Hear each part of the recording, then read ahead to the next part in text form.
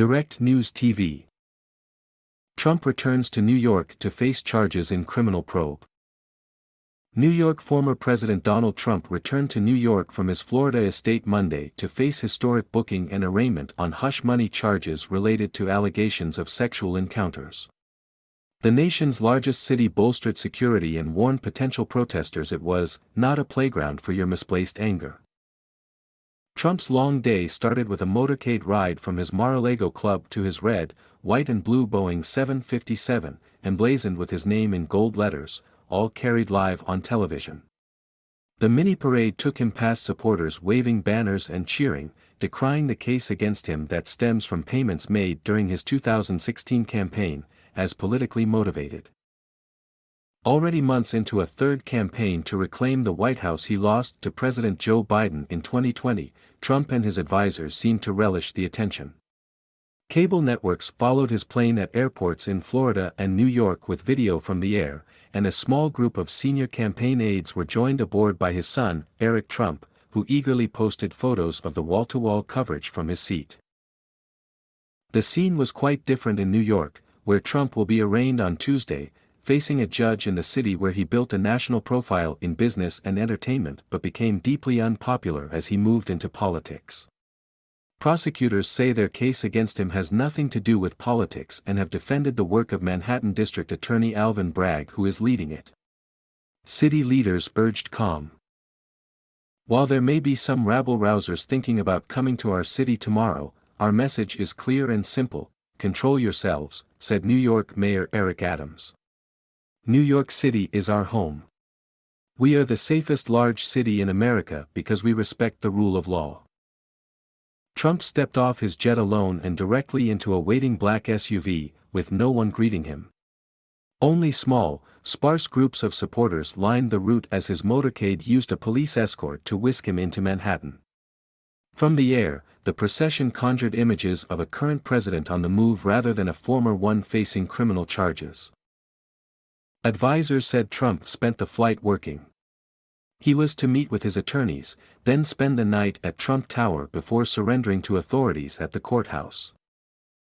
It was the opening of an unprecedented chapter in American history, with Trump the first former president to face criminal charges. But he's betting it could actually boost his chances at winning the presidency again next year. In the meantime, the case is causing major legal, political and cultural events to collide in unprecedented ways.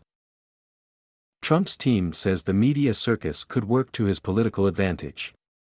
Trump's senior advisor Jason Miller said the campaign had raised $7 million since word of the indictment broke, but official figures have not yet been released.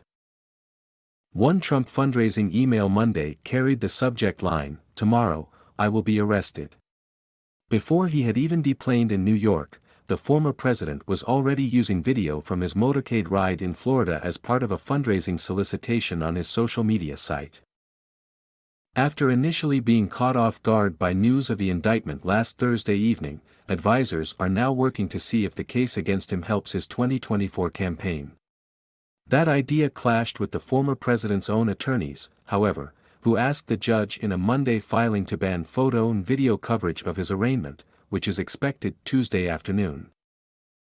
Following his court appearance, Trump planned to return to Mar-a-Lago for a press conference Tuesday evening.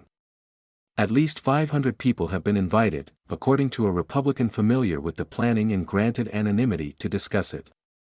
Invitees include members of Congress who have endorsed Trump's presidential campaign as well as donors and other supporters backing him. The former president also bolstered his legal team Monday, adding a third high-profile attorney, Todd Blanche. A former federal prosecutor, Blanche has previously represented Trump's former campaign chairman Paul Manafort. Security in and around Trump Tower was tight. There were few supporters for Trump or people protesting against him nearby, with a small group hanging "Trump 2024" banners. "I know that Donald Trump knows that we're out there fighting for him every day," said Brooklynite Dion Cheney, who had stretched two pro-Trump banners along police barricades lining Fifth Avenue. Officials haven't seen an influx of people coming into the city, as was the case in Washington in the days before a mob of Trump supporters overran the U.S. Capitol in January 2021. Still, they warned that possessing a weapon in certain areas of the city, including near courthouses, is a crime.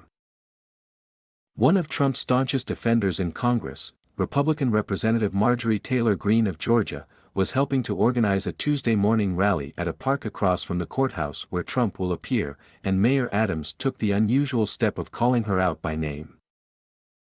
Although we have no specific threats, people like Marjorie Taylor Greene, who is known to spread misinformation and hate speech, she's stated she's coming to town, Adams said. While you're in town, be on your best behavior.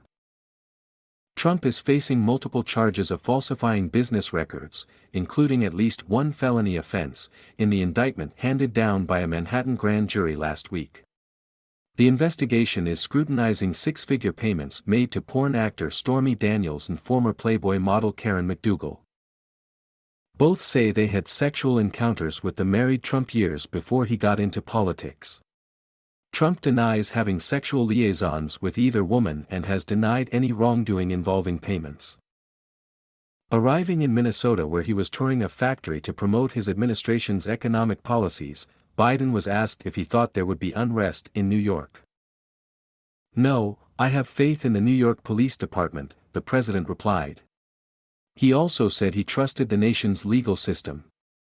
About the same time Trump was touching down in New York, Biden contrasted his economic agenda with "the last guy who had this job." Biden is expected to formally announce his re-election campaign in coming weeks. Florida Trump supporters began gathering while the sun was still rising at a West Palm Beach shopping center on the way to the airport, hours before the former president was set to pass along the route.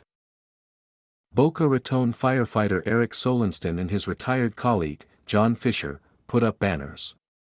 One was 30 by 6 feet, 9 by 2 meters, picturing police officers and firefighters saying, "Thanks for having our backs, President Trump. We are fire rescue. We are prepared and don't like to wait for things to happen," said Solenston, who took a vacation day to show support for Trump. "He needs morale just like everyone else needs morale.